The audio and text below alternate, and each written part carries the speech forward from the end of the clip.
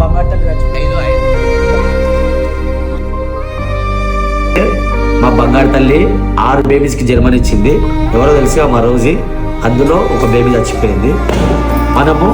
మనకు తెలిసిన విధంగా దీన్ని ఆత్మ శాంతించాలని చెప్పి దీనికి ఏదన్నా ఒక చిన్నగా ప్రయత్నం చేద్దాం.